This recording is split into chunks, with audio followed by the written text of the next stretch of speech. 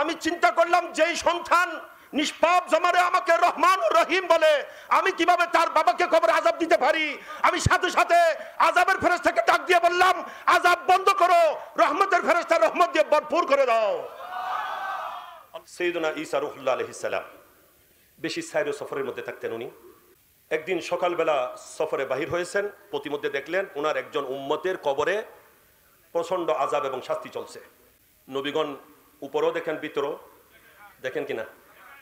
একটা হাদিসে পাক সাইয়েদনা আব্দুল্লাহ ইবনে আব্বাস রাদিয়াল্লাহু তাআলা আনহুমা থেকে আসছে, যে হাদিসটা বুখারী, মুসলিম, তিরমিজি, আবু দাউদ, নাসাই, ইবনে মাজাহ, মুয়াত্তা, মিশকাত, দারুকুতনি এবং যত যত যত যত হাদিসের কিতাব আছে, প্রত্যেক হাদিসের কিতাবে এই হাদিস বিদ্যমান যে মাররান নবী সাল্লাল্লাহু আলাইহি ওয়াসাল্লাম আলা কাবরাইন ফাকালা ইন্নাহুমা ইউআযিবান। আমার নবী একদিন দুইটা কবরের পাশ দিয়ে যাচ্ছিলেন, আর আমার নবী বলছেন এই দুইটা কবরের মধ্যে আযাব চলতেছে। সাহাবায়ে কেরাম আপত্তি করলেন যে ইয়া রাসূলুল্লাহ, কোথায় আযাব চলতেছে? আমরা তো দেখতেছি না।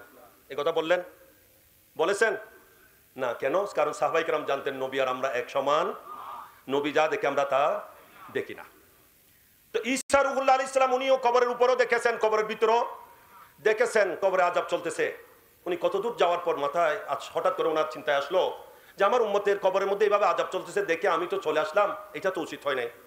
তার কবরের আযাব বন্ধ করার, আযাব হালকা করার, আযাব থেকে তাকে মুক্তি দেওয়ার জন্য কিছু একটা তো করা দরকার। এই কথা ভেবে উনি আবার পিছনে আসলেন, কিছু পথ গিয়ে আবার ফিরে আসলেন। যখন পুনরায় আসলেন তখন দেখে কবরে আযাব তো নাই, কবরে আল্লাহর রহমতে ভরপুর।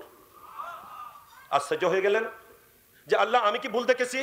একটু আগে দেখলাম এই কবরে প্রচন্ড আযাব চলছে, আল্লাহ আমি ফিরে এসে এই সামান্য সময়ের মধ্যে দেখতেছি এটা কবরে আযাব নাই, কবর তো জান্নাতের বাগান হয়ে গেছে, রহমতে ভরপুর হয়ে গেছে। কারণ কি?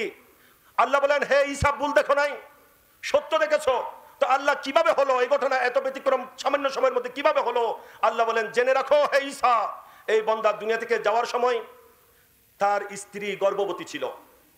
সে ওসিয়ত করে গিয়েছিল যে আমি যখন মারা যাব, আমার সন্তান যখন দুনিয়ায় আসবে, তার বয়স যখন 4 বছর 4 মাস 4 দিন হবে, তাকে মক্তবে পাঠাবে।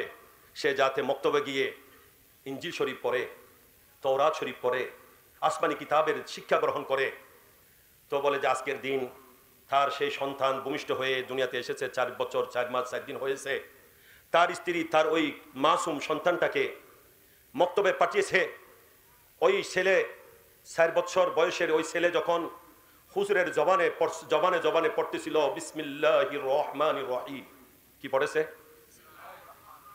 আল্লাহ বলেন, ওই নিষ্পাপ সন্তান নিষ্পাপ জবানে যখন আমি আল্লাহকে আল্লাহ রহমান ও রহিম বলে আমার নামে পাক নিয়েছে, সে বলছে আমি আরম্ভ করছি ওই আল্লাহর নামে, যিনি রহমান, যিনি রহিম, যিনি দয়াবান, যিনি মেহেরবান। আমি আল্লাহর মধ্যে হায়া এসে গেছে, আমার লজ্জা এসে গেছে, আমার রহমতের সাগরে জোয়ার এসে গেছে। আমি চিন্তা করলাম যেই সন্তান নিষ্পাপ জমারে আমাকে রহমান ও রহিম বলে, আমি কিভাবে তার বাবাকে কবরে আযাব দিতে পারি? আমি সাথে সাথে আযাবের ফেরেশতাকে ডাক দিয়ে বললাম, আযাব বন্ধ করো, রহমতের ফেরেশতা রহমত দিয়ে ভরপুর করে দাও। আল্লাহু আকবার, ইয়া রাসূলুল্লাহ, জিন্দাবাদ জিন্দাবাদ।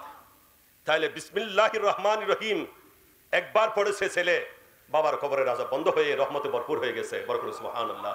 কেমন ফজিলতের ইসিম, কেমন ফজিলত এই বিসমিল্লাহির রহমানির রহিমের মধ্যে। আল্লাহ পাক সুবহানাহু ওয়া তাআলা সেই বিসমিল্লাহির রহমানির রহিমকে গুরুত্ব সহকারে, মহব্বত নিয়ে, ভক্তি নিয়ে, শ্রদ্ধা নিয়ে আমাদেরকে জীবনের প্রত্যেকটা ভালো কাজের শুরুতে পড়ার, আদায় করার তৌফিক দান করুক।